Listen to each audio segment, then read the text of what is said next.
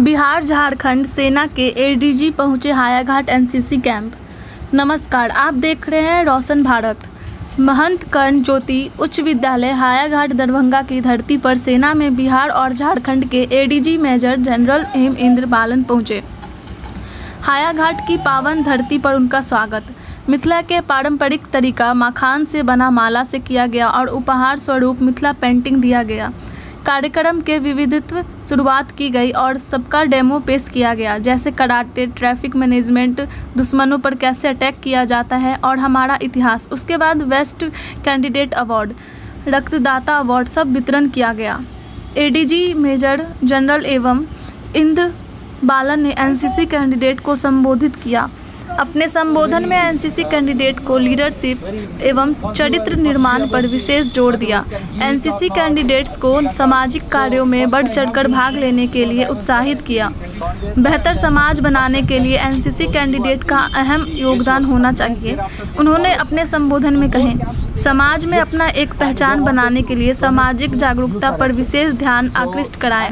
General साहब ने border area में एनसीसी का विस्तार हो सके उसके बारे में प्रकाश डालें। एनसीसी कैंप के दौरान विभिन्न प्रकार के प्रशिक्षण का एनसीसी कैंडिडेट ने डेमोन्स्ट्रेशन के माध्यम से हुनर को प्रदर्शित किया।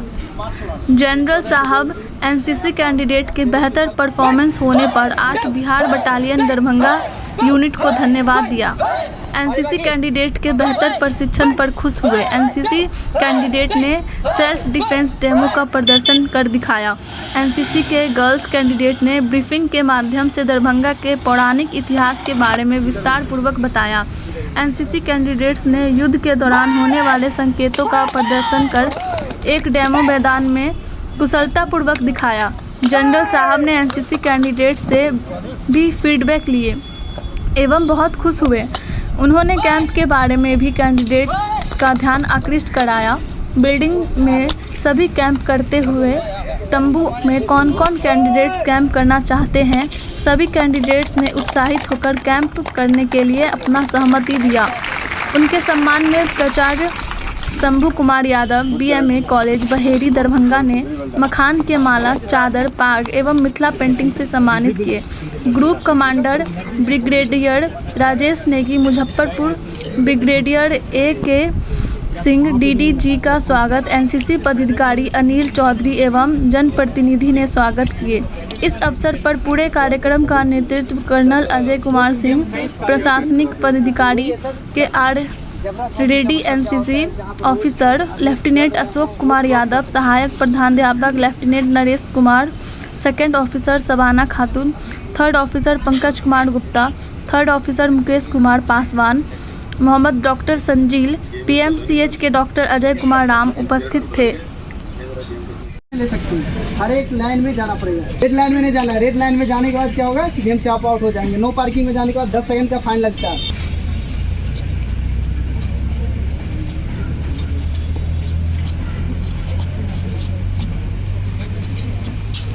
From Darbhanga and 30 kilometers from Samastipur. It is midway between the poles. The road on which you have travelled is Darbhanga Samastipur Road. Hayaghat is a constituent assembly in Darbhanga district. Golopatti, a village of Hayaghat, is famous for Karna Jyoti High School. This school was started by Mahant Karna Jyoti. He was a saint. In local language, we call him Mahant. He started his Anokha Darbhanga. Here we have 2 universities in a single campus. It's only single in the world. It's nowhere else in the world.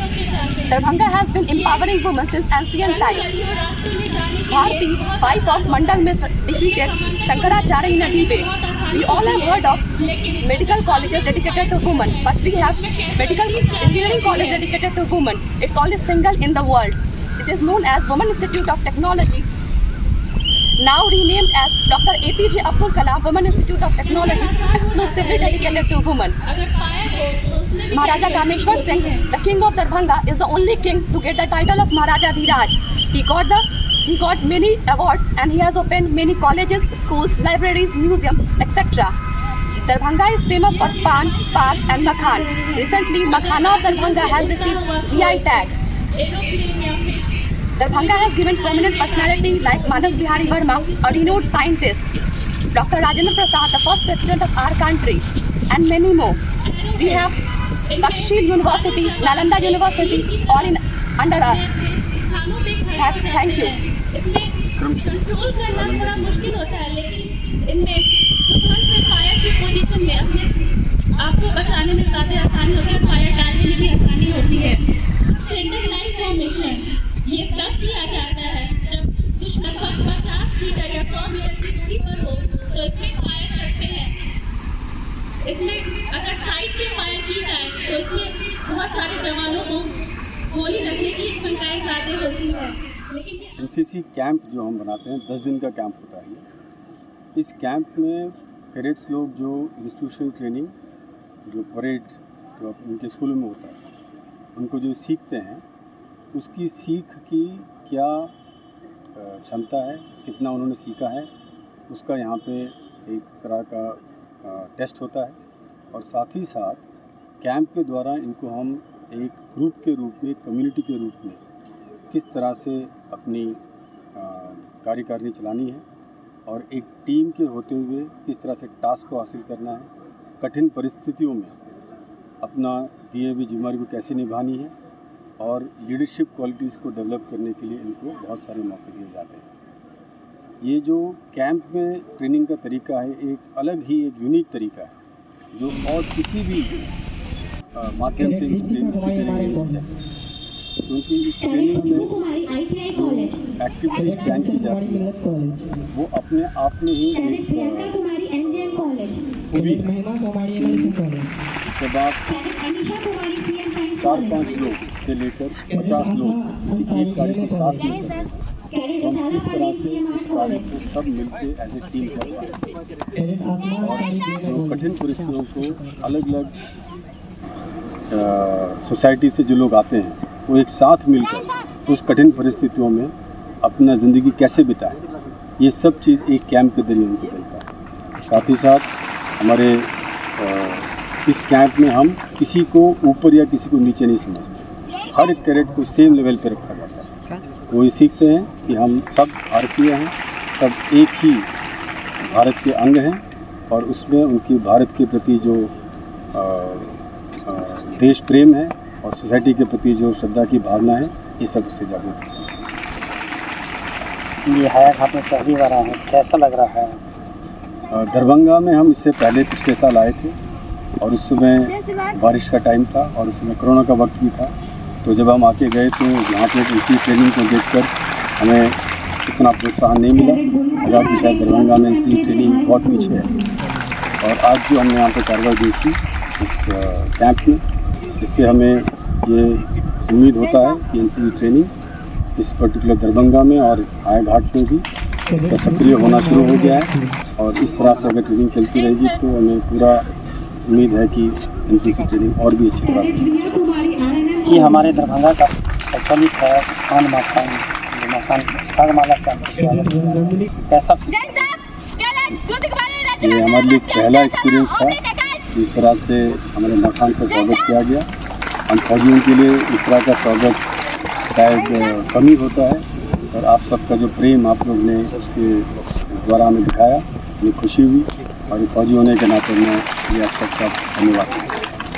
Bharat में इसको और विस्तार करने के लिए चेष्टा की जा रही है और इसीलिए भारत सरकार ने बॉर्डर एरिया में एनसीसी के और भी वैकेंसी दी है।